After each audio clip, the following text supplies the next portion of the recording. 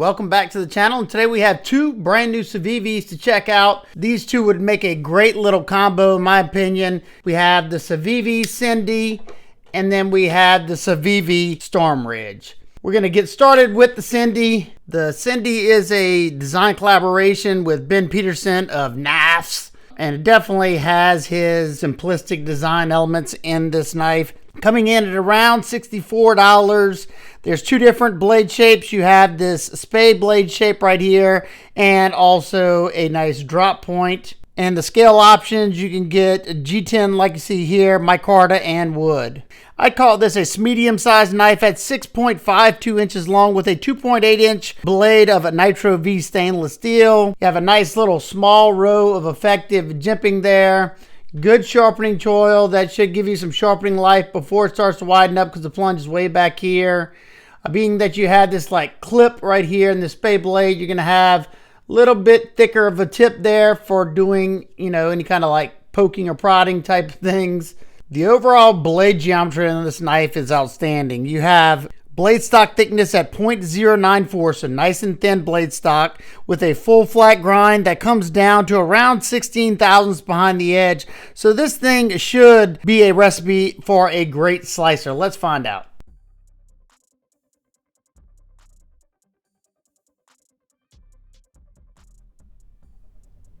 Boy, is this thing slicing good.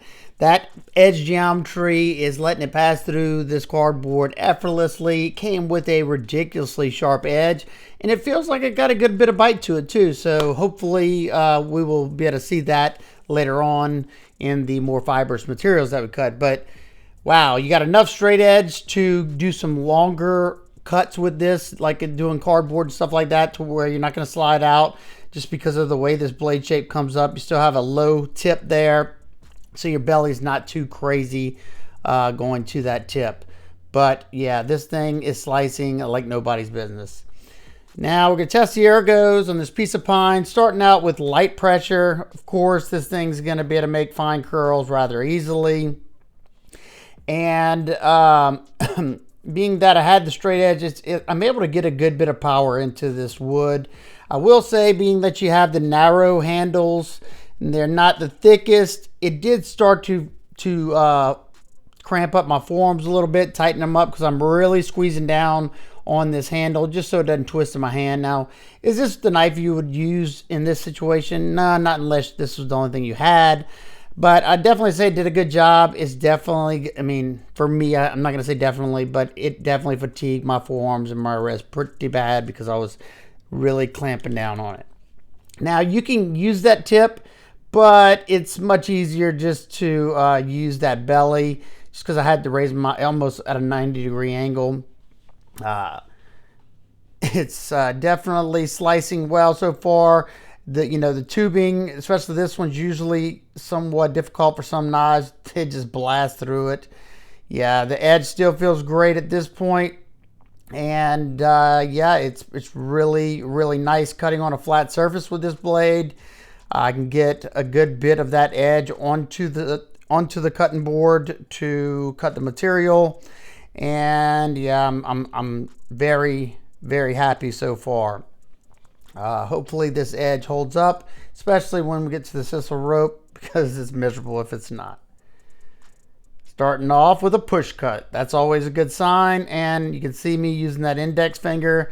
That just means that I'm not having to put a whole bunch of force into the rope, because when you're doing that pinch pointer finger grip, it's not easy to do that grip if the knife's not super sharp, because you're gonna have to push down hard, and then you're not too stable holding the knife. So it's definitely doing an excellent job. Mainly push cutting.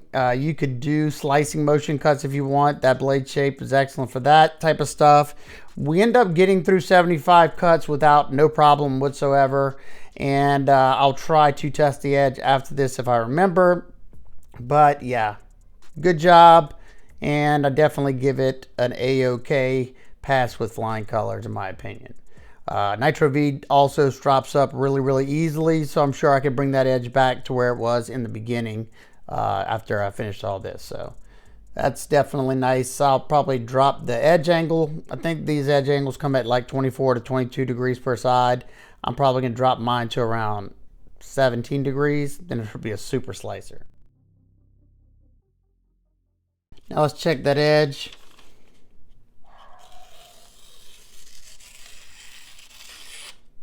Yeah, it's not as clean as it was in the beginning, but I'd still call that excellent.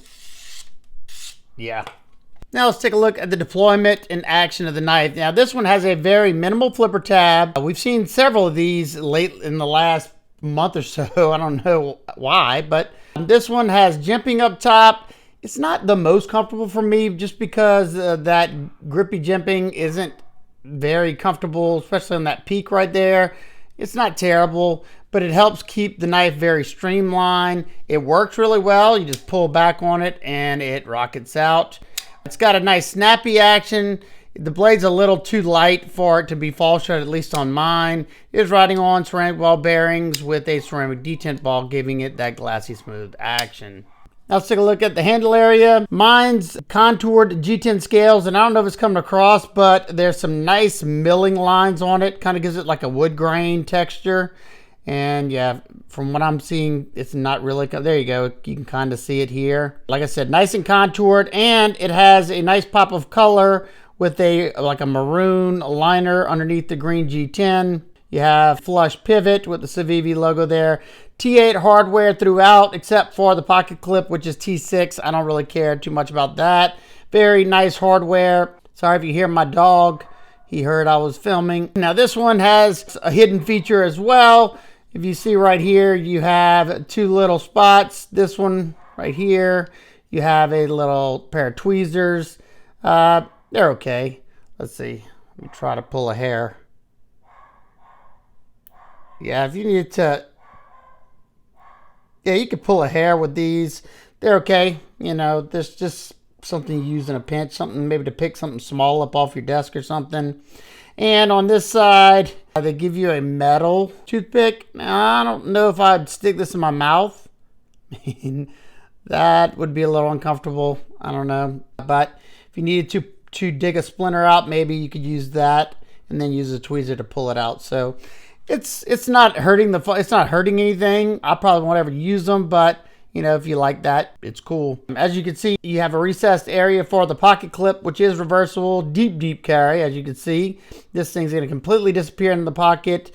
And like I said, it's flush with the G10 scales along with those screws, so you have nothing to get hung up there. It rides very, very nice in the pocket because it's pretty narrow, and being that they did this type of flipper tab, nothing to come in contact with, say, your cell phone or anything else you put in that pocket. You have that same color G10 backspacer, hidden lanyard post back here. They skeletonized the show side liner as much as they could to bring down the weight. It doesn't look like they did any on the lock side, bringing the weight down to 2.6 ounces. So this thing's a featherweight. I mean, it's not a big knife by any means, and it's a narrow knife. There's a shot of your lockup. I'd say it's sitting at around 50% or so. No up and down. I can flex side to side just because of how thin everything is in there.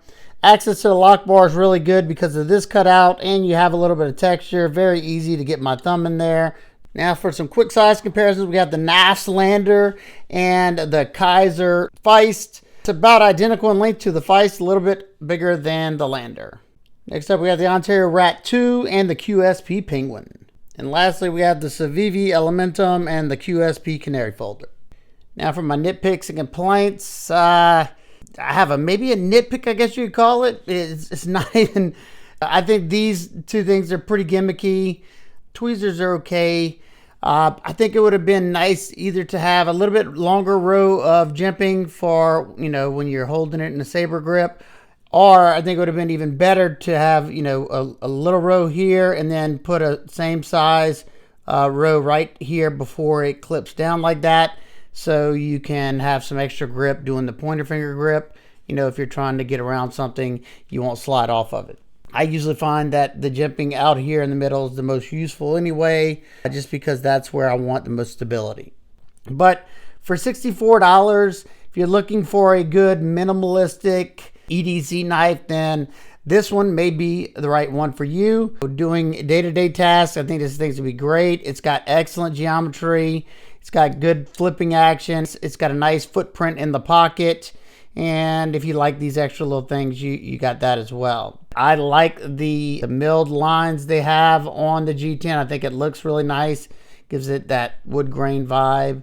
And overall, yeah, I was pretty impressed with the performance of this knife. Next up, we had the Civivi Storm Ridge.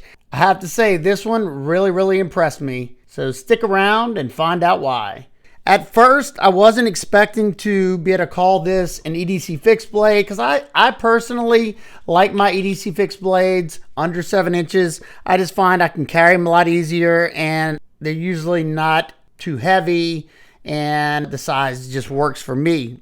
The Storm Ridge, however, is coming in at 8.45 inches long with a 3.92 inch straight back blade of Nitro V steel. What I mean by straight back is the spine just goes straight all the way to that tip, and that usually gives you a good bit of belly, as you can see there. And I have to admit, I enjoyed carrying this as an EDC fixed blade because it's nice and lightweight, nimble in the hand, and it was not too cumbersome carrying. I did carry it on my belt a few times. That's how I have it set up now, just because that's the way they come. Civivi does some of the best Kydex sheaths for the price. These are outstanding. You got a taco style sheath, drainage hole right there, several lashing points on that side. You got nice positive click, absolutely no rattle, nice push off point there. Makes it very easy to get the knife out. Comes with the Trezula clip. It's basically a Tech Lock style clip. You can slide this over for different size belts. I like that they kept the sheath minimal by going with the taco sheath. It keeps it a lot less bulky. And the reason why their sheaths are good, they don't use super thin Kydex, as you can see there. This fixed blade comes in at $89, and hopefully by the end of this, you'll be able to decide if this one's right for you or not. You have some excellent jimping up top. You got some back here if you choke back, or if you go over that little hump right there, you got some nice and grippy jimping, as you can see there. You have a taper that goes all the way down to that tip, giving you a needle-like tip there for piercing task.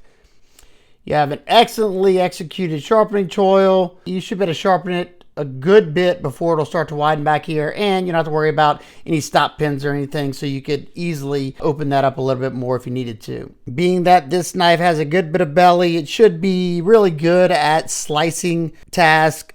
This would make a great hunting knife. It's nice and lightweight. Nitro V is highly corrosion resistant, and it's very tough as well. So it'd make a good fishing knife. I don't know about saltwater fishing, but make a good fishing knife, camping knife, you know, especially if you do a lot of food prep. I think this would be outstanding for that. You have a satin finish here with a nice full flat grind that comes down to around 17 thousandths behind the edge. Let's see how well this thing performs.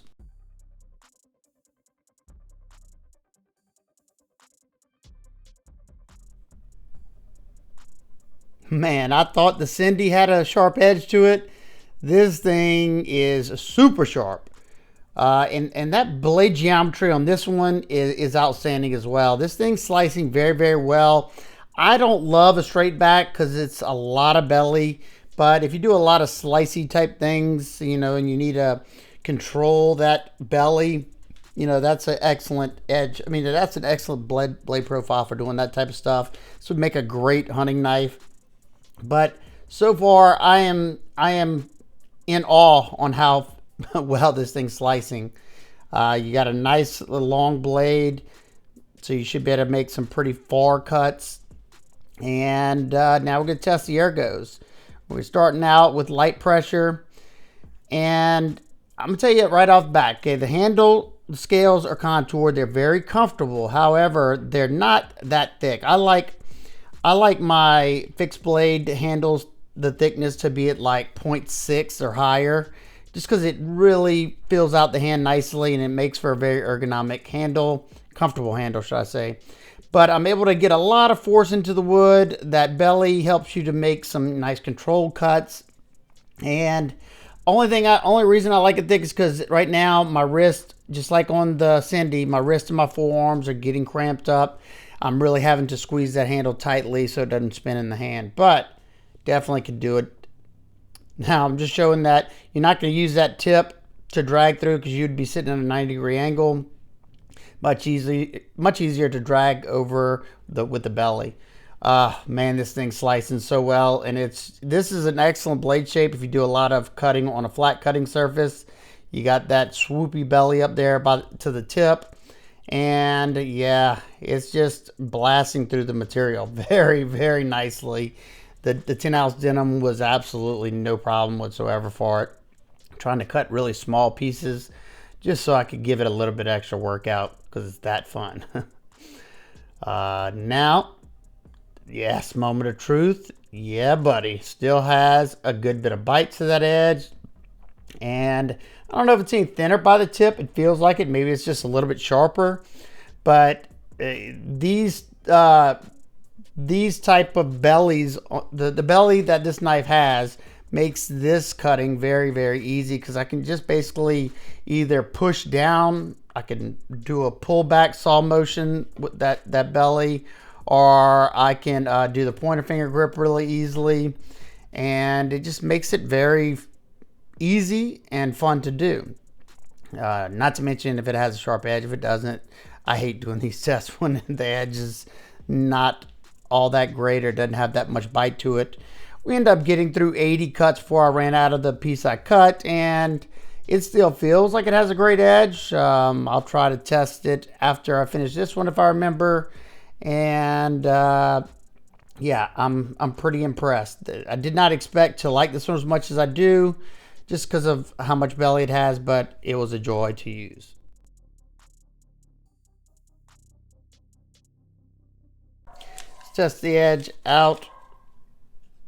It still feels good. Might have some minor hang-ups, but yeah, I'd still call that really good too. Trying to get that tip area. Yeah. This particular one, like I said, has bolt-on micarta scales. So if you get it wet or something and you need to clean underneath these, you can. I like the bolt-on scales as long as they don't loosen up on me. Do have some jimping here, and then back here as well. This bottom jimping does help if you were to make some sort of thrust cut into something. It definitely will grip a hold to your fingers. Then you have these two areas right here that kind of act as a semi-guard, I guess you could say. Then you could use that as a attitude adjuster at the back. Full tank instruction. Do have a lanyard spot. It comes with a box knot lanyard. I just don't like those type of lanyards, especially on my fixed blades. The contouring is very nice. You have somewhat of a swell right here in the middle. And like I said, no hot spots at all. Very comfortable. The tang does sit a little bit proud of the scales, kind of like a shadow box on there. But they have a bevel going all the way around it, so I did not feel that at all. The only thing that would have made this even more comfortable, like I said, I think during the testing, is if these were a little bit thicker. Now, they're not bad, to do just EDC task, or, if you were skinning a deer or something, it would be fine for that. I'd probably prefer the G10 over the micarta if I was going to do any skinning, because micarta soaks up everything. You need to do a pinch grip, you could just hold on to that micarta, especially if you wanted to come up here. This one would have really benefited for having some jimping up here as well, for doing that, pointer finger grip. Now for some size comparisons, we have the Civivi Elementum fixed blade, which is about identical in length, and we have the Civivi Tamashi. Here it is next to the Ontario Rat 3 and the Kaiser Harpoon. Lastly, we have the Ontario Rat 1 and the Spyderco PM2. Nitpicks and complaints. Now, this is just personal preference. I don't love a big old belly on my fixed blades, especially if I'm going to EDC them. But like I said, if you're a hunter, that makes sense. And I always like the handle scales on my fixed blades to be nice and thick. Just when they fill out the hand so much nicer, and they don't fatigue you as fast if you're doing a lot of cutting with it. But overall, I absolutely loved using this one. I think it's a good looking fixed blade. It feels really, really light in hand. and it's sliced very, very well. I think it's priced accordingly. You get a very nice Kydex sheath. You get a nice belt clip attachment. So yeah, I could definitely recommend it if this would fit into your collection. And I think these two would make an excellent little pair to go camping with. You got your skinning, your food prep fixed blade, and then if you need to do a little whittling, you could easily do that with this one. And if you get a splinter, you got the tweezers and the toothpick, the metal toothpick in the backside. So definitely interested to hear y'all thoughts on these. If you're interested in either one of these, I will have them linked down in the description. They are affiliate links, so if you want to help support what I do here on the channel, it helps me pay for my testing materials. Awesome. If not, no big deal. All right, guys and girls, I hope everybody's having an absolute amazing day. I will see y'all on the next one.